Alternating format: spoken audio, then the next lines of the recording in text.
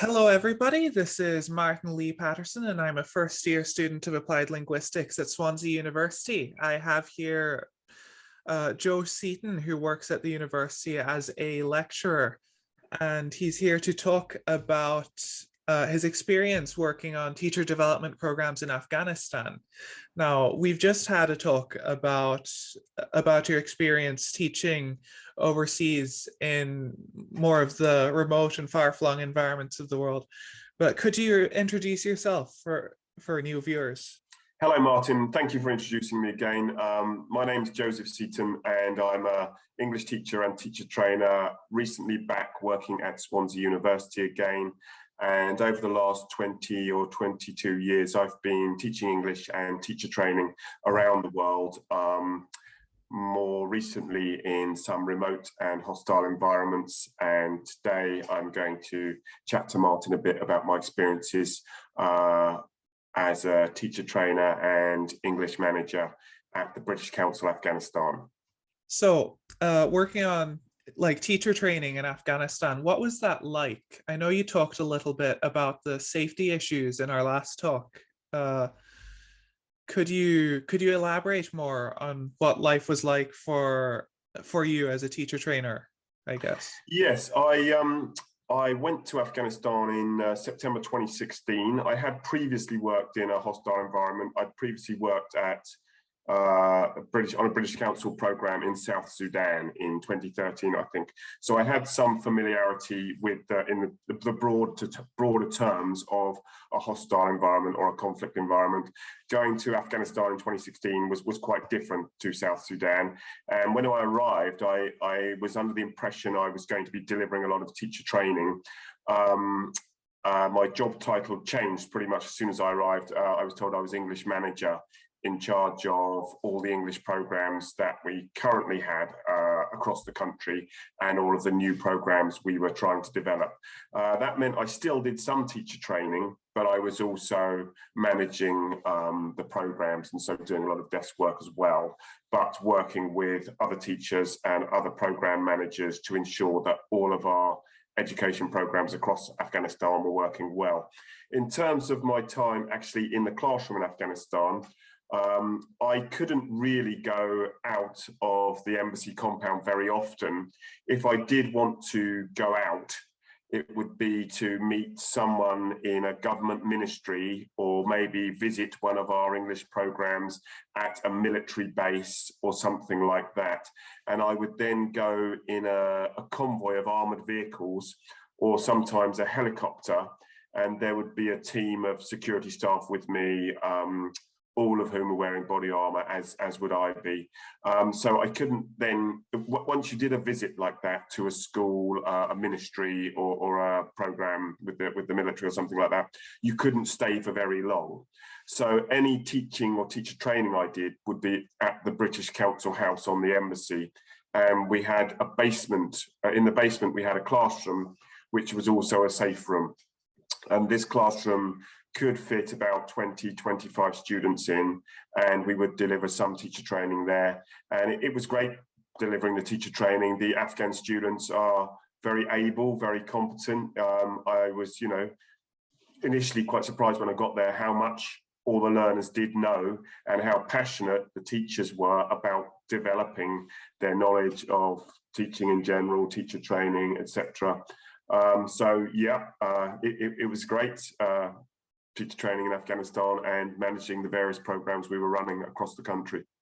But as I said, the classroom was in the basement of the British Council building, and it was also the safe room. And sometimes I would be delivering training downstairs, and an alarm would go off that there was a security threat, and all the other British Council staff who were working upstairs would rush downstairs to the basement safe room. And then obviously my training session would have to stop, because the safe room was full of colleagues who we'd all have to wait there for an hour until the security threat had passed. These people who you've been training to be English teachers in Afghanistan, what's the situation like for them today? As we know, there's been quite a lot of political turmoil in Afghanistan. Yeah, good question. I mean, the situation in Afghanistan has changed massively since August 2020, when the Taliban took over leadership of the country. I was working in Afghanistan, sorry, 2021, wasn't it, when the Taliban took over the country. So I was working in Kabul from 2016 to 2020. And during that time, there's real growth in terms of the scale of the projects British Council were delivering in terms of teacher training in English language all across Afghanistan. And we trained and worked with a vast number of teachers in Afghanistan who were all very committed. And some of our, there's 100 teachers that I was working very closely with in Afghanistan. Either I'd trained them or we'd employed them and taken them on to be master trainers, training other teachers, who are all still living in Afghanistan, a lot of them in hiding, some of them moving from place to place so that they can't be found because they're associated with the British Council, the UK government, and delivering English language programs, teacher training, and delivering training which includes UK values such as equality, diversity and inclusion. Their safety and security is compromised as a result of that.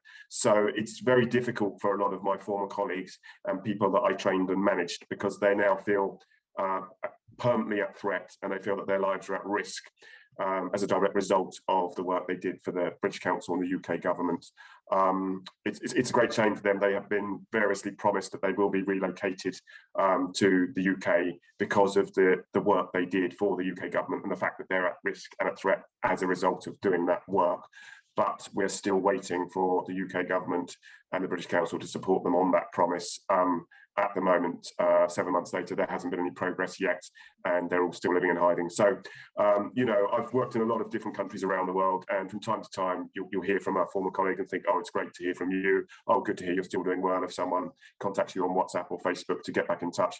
But these teachers have been in touch with me every day now for coming up to a year, since way before the Taliban took over. But sometime after I'd left Afghanistan, they all started to contact me to say, we've applied for the UK government scheme to be relocated to the UK, but we haven't heard anything yet. Can you help us? And I've been trying to help them ever since. And I mean, they have obviously formed, communities and WhatsApp groups. We did have active teacher communities in Afghanistan before the situation unraveled. And I think teacher communities are a really, they're a good thing anywhere.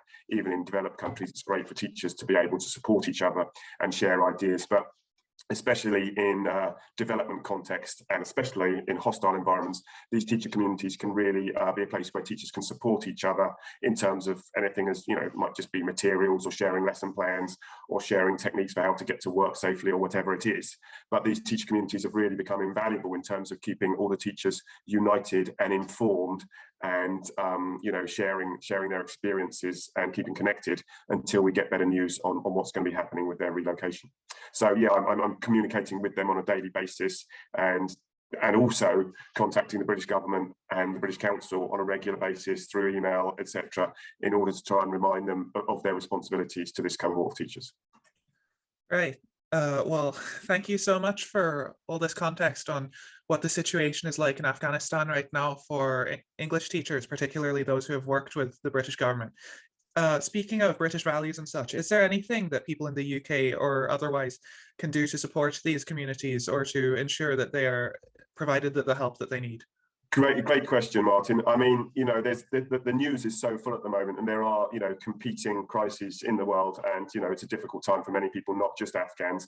But obviously, if people choose to contact their local MP or write to the government, any pressure that can be put on people in powerful positions or positions where they can, affect change could make a difference. I've recently created a website called atriskteachers.co.uk to highlight their plight and to make a permanent reminder that there's these teachers who are still left behind in Afghanistan and shouldn't be forgotten. So that's atriskteachers.co.uk. But yes, apart from anything that can be done to raise awareness of this cohort of teachers or to remind the government and MPs that they're still left behind is a helpful thing that people can do. Right. Well, thank you so much for all this information, and I'll be sure to take a look at some of the resources that you provided in terms of how we can best understand and support the situation in Afghanistan. Are there any closing remarks that you have, or? Well, thanks for taking the time to talk about this, Martin. Yeah, just to really come back to the question you asked me in a different interview about, takeaways that I've had from my experiences as a teacher and teacher trainer, and certainly the same thing in Afghanistan again is how much people in Afghanistan really appreciated the opportunity to learn English and to develop as teachers through the teacher training programs made available to them. And so just for the audience to remember that really, if you're involved in teaching or teacher training or education more broadly, the massive benefit and importance that it has to the recipients. It's easy for us to take for granted these opportunities in the UK, but in Afghanistan, people, since the Taliban took over now, there's been much less opportunity for girls to be educated, for example. Again, that's something we take for granted in the UK. It's just for us all to remember that the benefits of education and how lucky we are to have the opportunities we do have. And thank you again for taking the time to interview me today.